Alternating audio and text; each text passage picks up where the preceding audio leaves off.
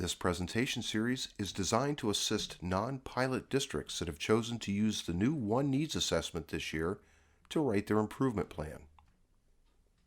We'll review the process, detail the 8 elements of a comprehensive plan, how to import the needs assessment into the CCIP planning tool, creating a plan, and the new enhancements to the CCIP planning tool. This process is part of EdSteps. EdSteps is attempting to transform support to districts by providing opportunities for collaboration at many levels, both within the district and between offices in the Ohio Department of Education. The concept of EdSteps is to drive continuous improvement while creating a process that makes sense for districts.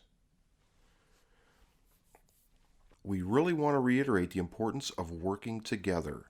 This entire project, both the process and technology tools, must be developed with all stakeholders. This is vital to the success of this project.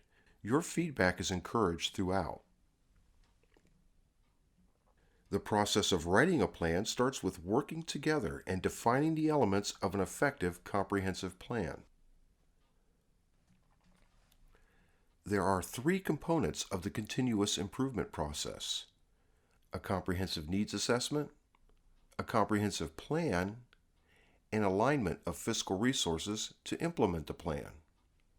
The plan should be written for 1 to 3 years. In your assigned cohort year, all plans will be written for 3 or more years. Comprehensive plans and funding applications will be due June 30 after the allocations are released. We do encourage districts to complete their needs assessment and plan prior to the release of funds, which typically occurs in mid-June. This section will focus on the elements of a comprehensive plan and the process of writing. The One Plan is a systemic, consolidated district planning tool for all district operations, strategically aligned to funding and resources, and focused on improving outcomes for all students. This includes the 8 elements of a plan.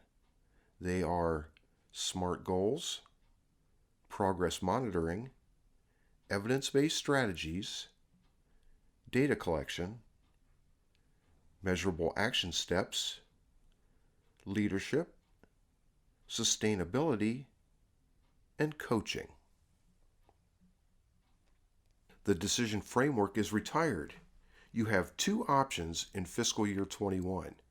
This presentation is focused on the new One Needs Assessment option and its import into the CCIP planning tool. Let's do a quick review of the components of the new One Needs Assessment and how it imports into the CCIP planning tool. The One Needs Assessment has 8 improvement areas. This will look different depending on whether the One Needs Assessment was completed. This also is identified in the One Needs Assessment as a section. Looking backwards, the product of the One Needs Assessment is the identification of the priority needs. Each priority need that is identified will have a root cause.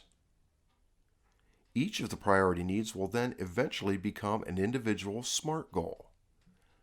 Additional SMART goals may be created by adding a new priority need in the One Needs Assessment and resending it to the CCIP planning tool. SMART goals are required for all districts. In the One Needs Assessment, each improvement area or section is labeled into question groupings. The groupings vary in size depending on the improvement area. The frequently asked questions and rubric documents contain a chart of the improvement areas and corresponding groupings. Districts should invite stakeholders into the process. This can include district and building staff, community organizations, parents, and other stakeholders who provide essential perspectives to inform why gaps are occurring. Focus on the system challenges, not the symptoms. Keep in mind your sphere of influence and focus on the changes for adult actions and not the students. Emphasize what you can control versus what you cannot control. The symptom can be reduced or eliminated if the system challenge is addressed. Multiple root causes are common in complex systems such as education. When conducting your root cause, utilize the 5 whys, the fishbone, or other visual aids to drive the system of change. Unlike the decision framework, you want to mark all areas that are a need. If something is needed in your plan, you must identify a root cause, even if that is not a required question. Improvement area groupings are funneled into the Priority Needs tab. The district will have an opportunity to select additional improvement areas. Improvement areas will become the strategy titles for the SMART goal. Check only those priority needs that you believe you have the greatest impact, as well as the capacity to address in the plan to the CCIP. We suggest 3 to 5 priorities. Keep in mind that each priority sent to the CCIP will become a SMART goal. One of our suggestions is to start with each of the district's buildings to involve as many stakeholders as possible and to find patterns and trends across the district from the building's one needs assessment. Remember, it is the district's plan that determines the overall goals and the strategies that the districts and buildings will be implementing. The district leadership team can then build a comprehensive plan for improvement based on building and district needs. Ultimately, this process is a district decision, as your district demographics may provide a better model. The district can also start to brainstorm the different funding sources to accomplish the systemic changes. This is the final look of the One Needs Assessment import as it will look in the CCIP planning tool. The system will pull with the priority need all improvement areas identified and the root cause analysis. It is with this page that we will use the formula to build a comprehensive plan.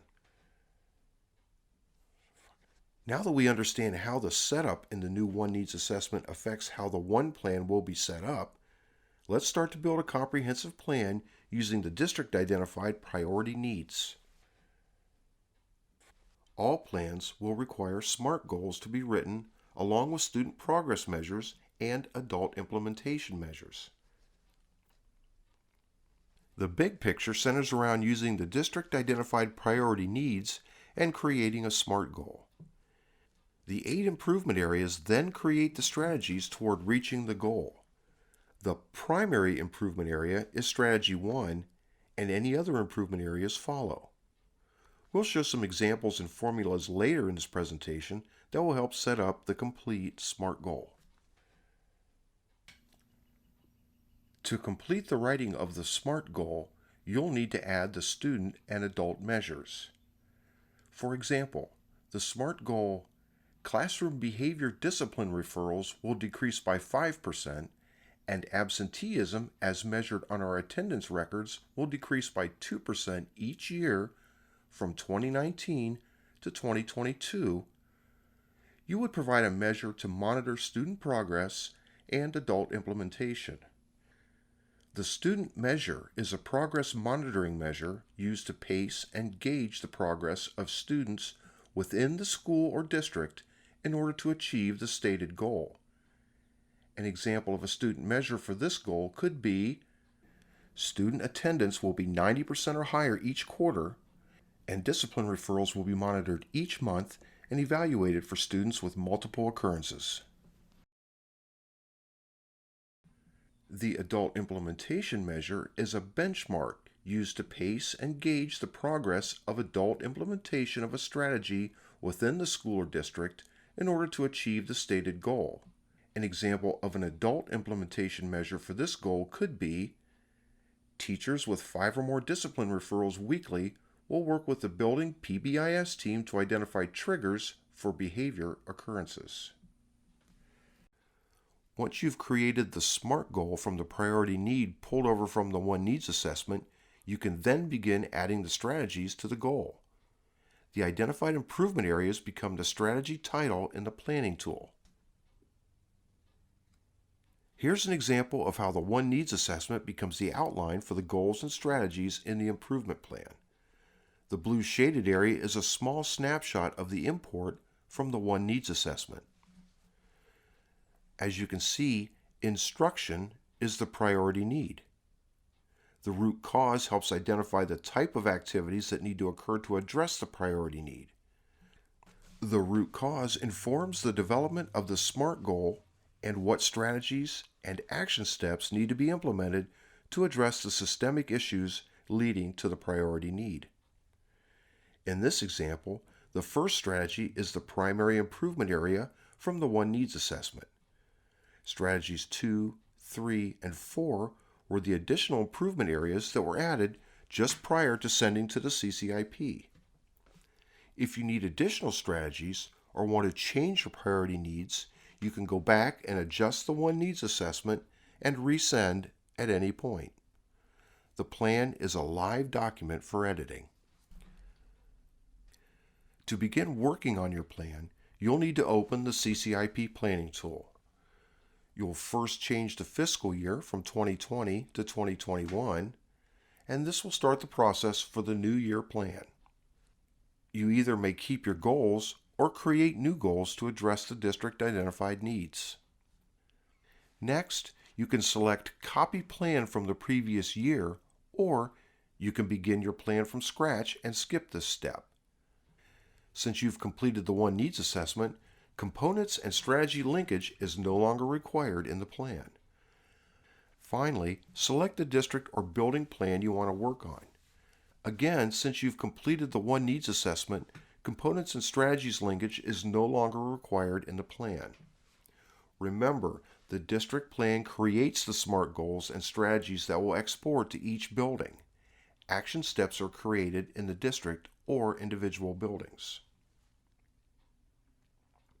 If you've decided to start your plan from scratch, you'll first need to write your SMART goals.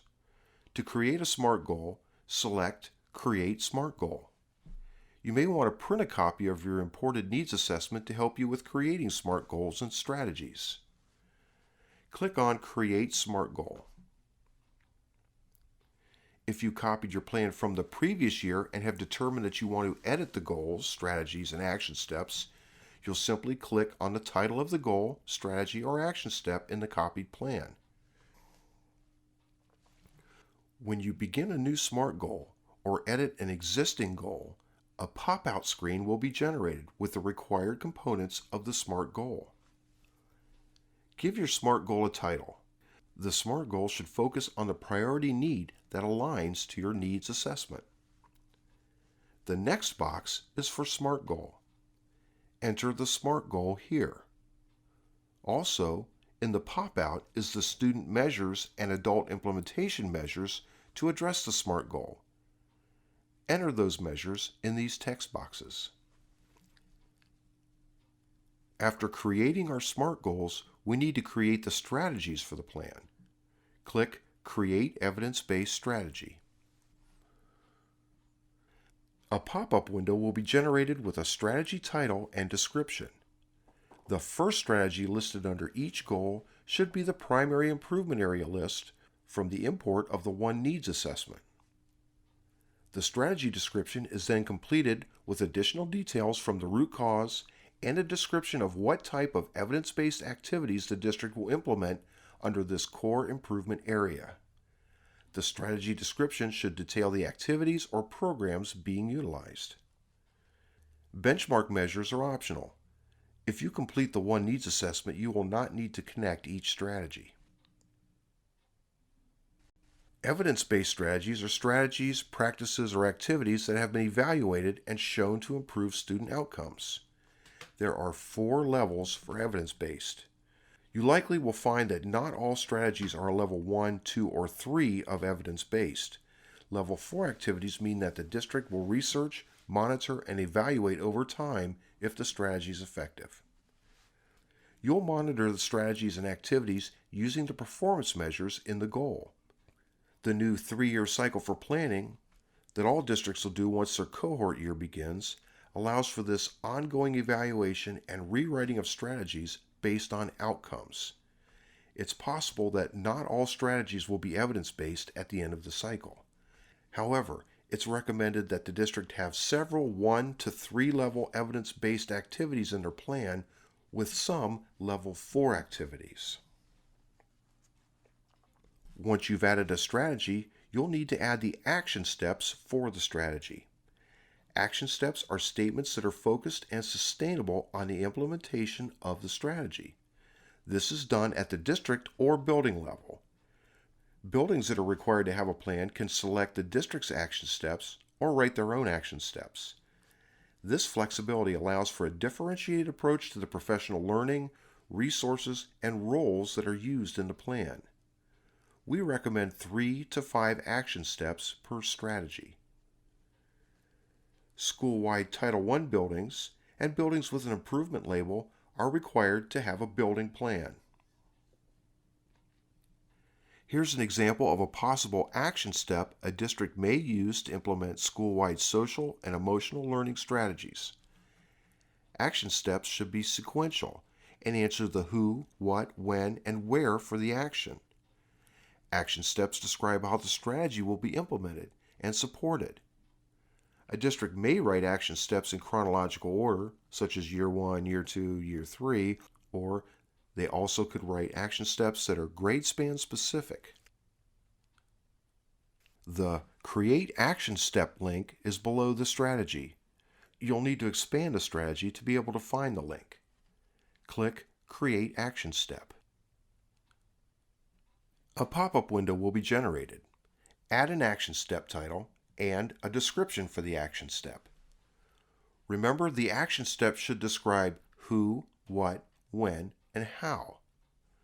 There's an optional section for benchmarking the action step as well.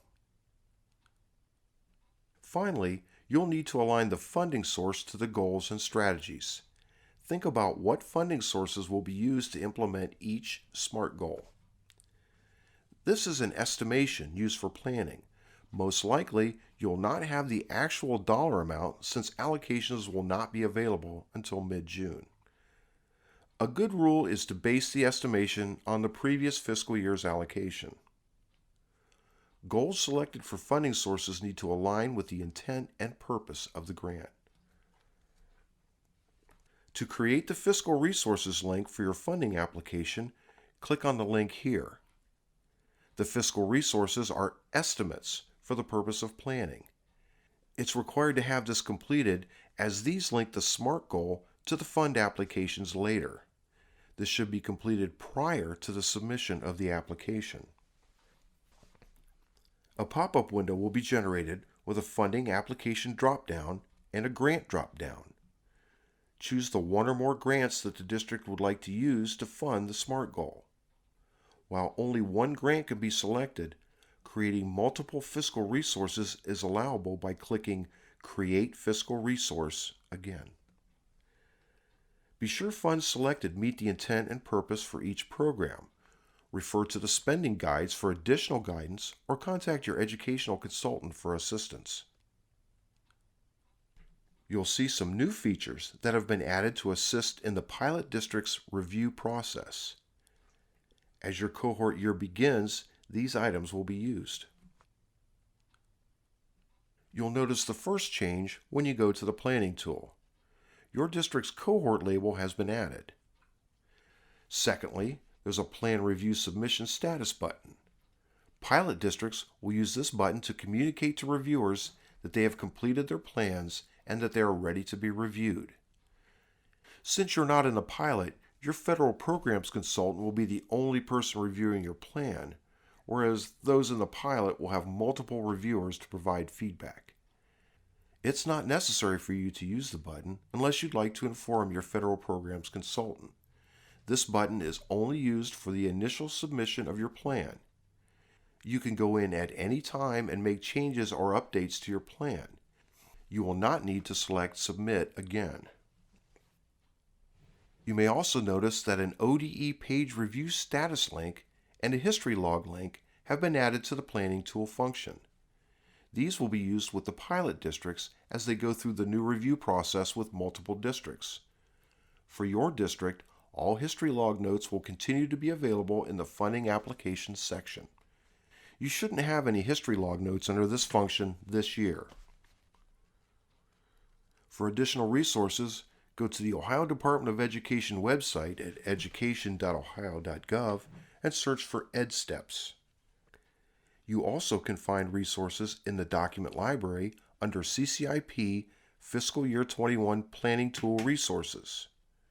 Resources include the Planning Tool Rubric, Frequently Asked Questions, Glossary, the School Labels Flowchart, One Needs Assessment Structure, Process Checklist, and this training webinar.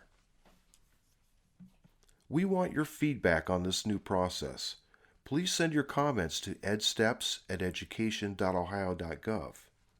And as always, if you have any questions or need assistance, your Federal Programs Consultant is available to walk you through the development of your plan.